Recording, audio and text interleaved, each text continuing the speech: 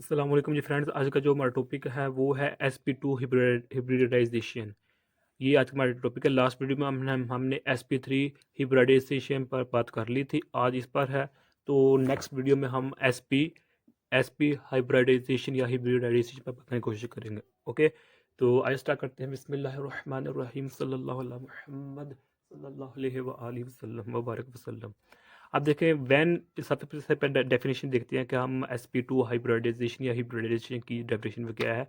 When one s orbital and three p orbitals intermix as a result we got third orbital which is called sp2 hybridization. अब इसको हम सबसे पहले हम छोटी छोटी बातों का इल्म होना चाहिए। ओके, तो इसमें क्या है, ये कहा जाए कि जब 30% यानी कि 30% हमारे पास एस ऑर्बिटल हो और 66% हमारे पास पी ऑर्बिटल हो, यानी कि हम जानते हैं, सपोज करें हमारे पास क्या है, ये फर्स्ट शेल है, ये सेकंड शेल है, ये हमारे पास थर्ड शेल है, ये के शेल है, एल शेल, और ये हमारे पास एम शेल है। हम जानते हैं कि शेल में जो होता है, शेल में हम मजीद सब शेल्स होते हैं। ओके, की शेल में हमारे पास एक सब शेल होता है, एल शेल में हमारे पास एस और पी सब शेल्स होते हैं, जबकि एम शेल में एस पी डी और ये सब शेल्स होते हैं। इन सब शेल्स को हम ऑर्बिटल्स कहते हैं।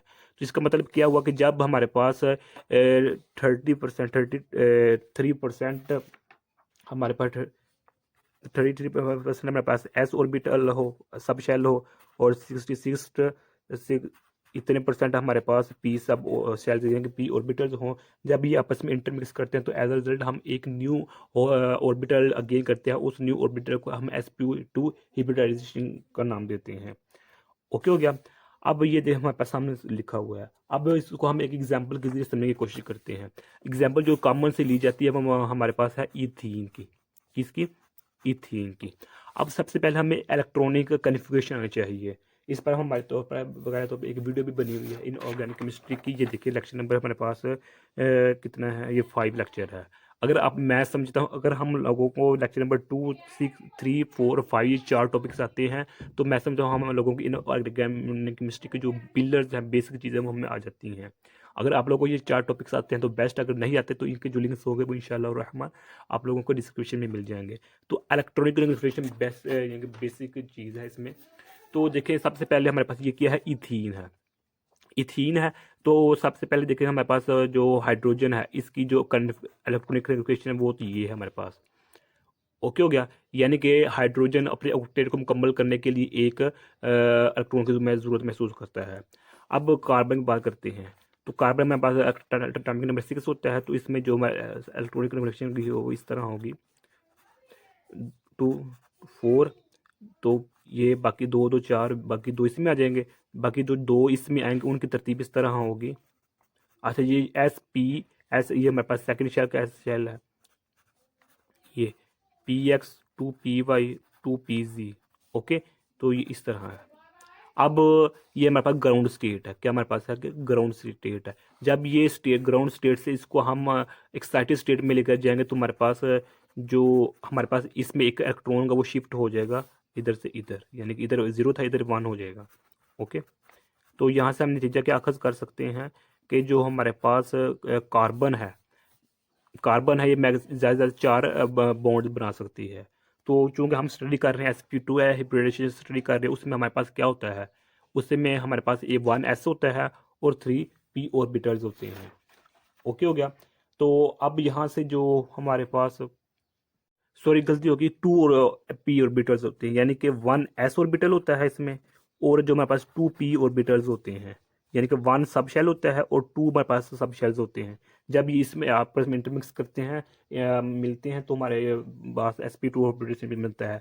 तो ये देखिए हमारे पास एक ये sp ऑर्बिटल हो गया और दो ये हमारे पास हो गए। जब ये तीनों सेकंड किसी कार्बन के साथ मिलेंगे तो हमारे पास जो होगा वो sp2 हाइब्रिडाइजेशन मिल जाएगी। तो इसको हम, जो हमारे पास ये इतना वाला पार्ट है, ये वाला पार्ट, इसको हम इस तरह लिख सकते हैं,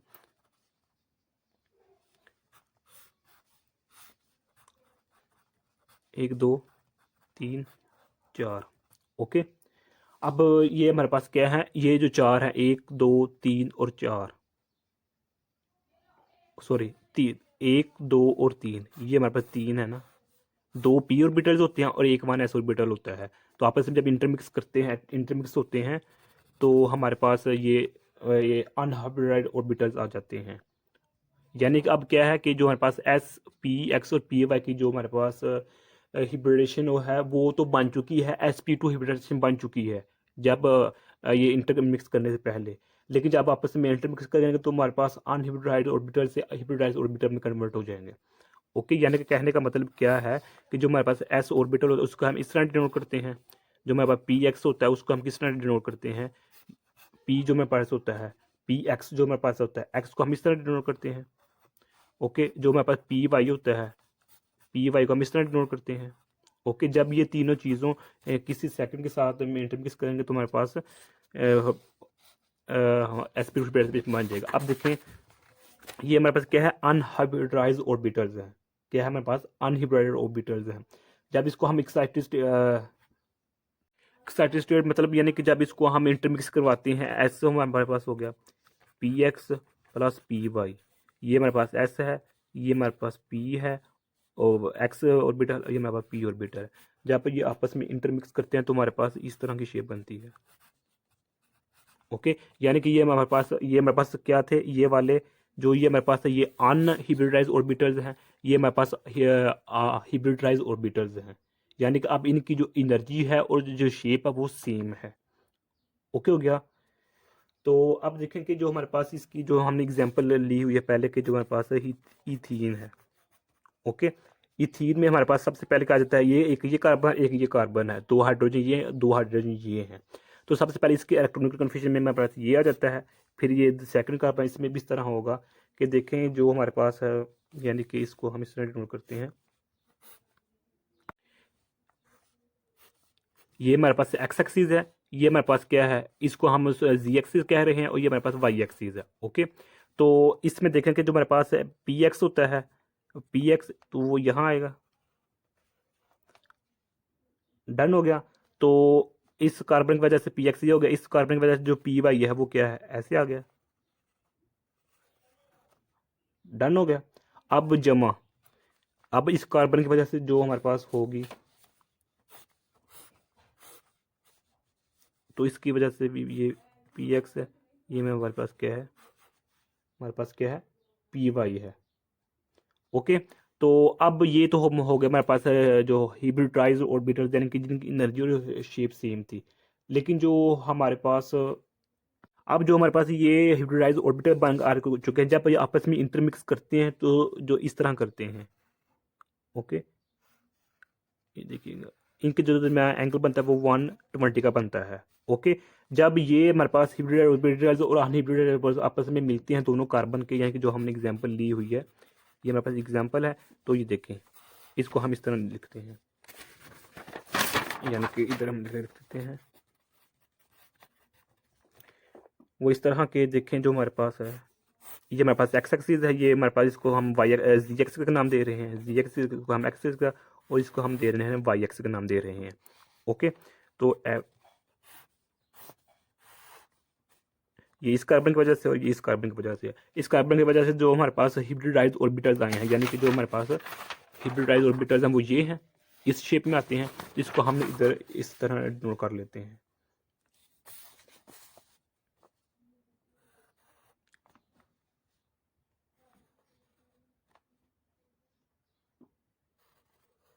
ओके, तो सिमिलरली इस कार्बन की वजह से जो हमारे हिब्रिडाइज्ड ऑर्बिटल बनेंगे, उसको भी हम इस तरह इधर ही डिनोट कर लेते हैं।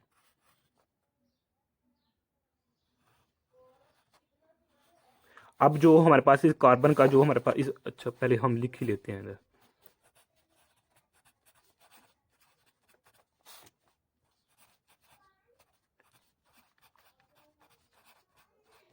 मान, तो अब जो हमारे पास ये तीनों चीज, ये तो इंटरमिक्स है, ये हिब्रिडाइज्ड ऑर्बिटल बन कर ये आ गया। अब जो हमारे पास ये जी है, जो ये इधर आ जाएगा।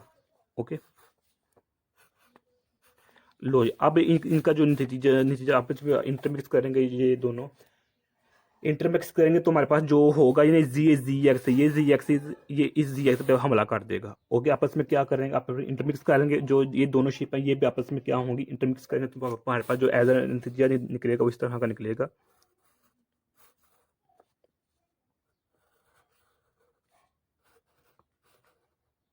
ये हो गया। ये देखें, जो हमारे पास ये एक्स एक्सिस वाले हैं ये आपस में आपस में मिल जाएंगे, ये वाले आपस में मिल जाएंगे, ये ऊपर से और ये नीचे से मिल जाएंगे। जबकि जो हमारे पास ये हो गए ये दोनों ये बाहर निकल जाएंगे और यहाँ जो हमारे पास हाइड्रोजन होगा वो आ जाएगा। ओके, इधर हमारे पास क्या होगा, हाइड्रोजन आ जाएगा। तो अब देखें कि जो हमारे पास हाइड्रोजन इसके साथ मिल गया, तो अब जो हमारे पास ये हमारे पास जो ये बॉन्ड बनेगा ये मेरा सिग्मा बॉन्ड बनेगा, जबकि इसकी वजह जो बॉन्ड बनेगा वो पाई बॉन्ड बनेगा। ओके, तो इसके नतीजे में जो हमारे पास बनेगी वो ऑलमोस्ट इस तरह बनेगी, अगर से मुझसे यानी कि सही नहीं बनेगी।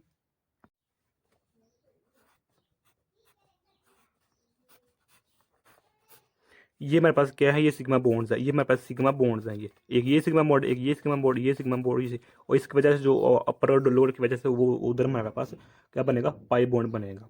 ओके, तो इधर मेरे पास ये हाइड्रोजन है, इधर भी हाइड्रोजन है, इधर भी, और ये मेरे पास क्या है, हाइड्रोजन है। तो इस तरह हमारे पास जो होगा ना वो स्ट्रक्चर बन जाएगा। ओके, अब हाँ इधर जो कुछ बातें हैं कि जो एंगल है हमारे पास वो तो हमने पीछे देख लिया था कि जो मेरे पास एंगल बनता है वो मेरे पास 120 का एंगल बन रहा होता है। और उसके अलावा इसमें क्या है कि इसको हम sp2 हिब्रिडाइजेशन को हम ट्रिगोनल ट्रिगोनल हिब्रिडाइजेशन भी कहते हैं, हिब्रिडाइजेशन का नाम भी देते हैं। ओके हो गया।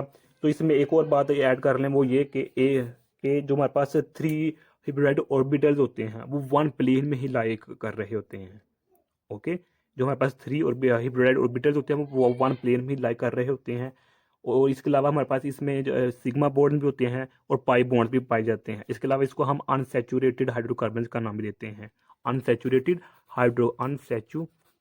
अनसैचुरेटेड हाइड्रोकार्बन का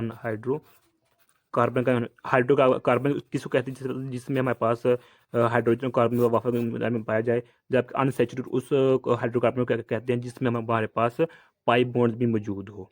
और चूंकि इसमें हमारे पास सिग्मा और पाई बॉन्ड जो दोनों मौजूद होते हैं जिसकी वजह से इसको हम अनसैचुरेटेड हाइड्रोकार्बन का नाम देते हैं। तो ये आज हमें इतना सा टॉपिक था।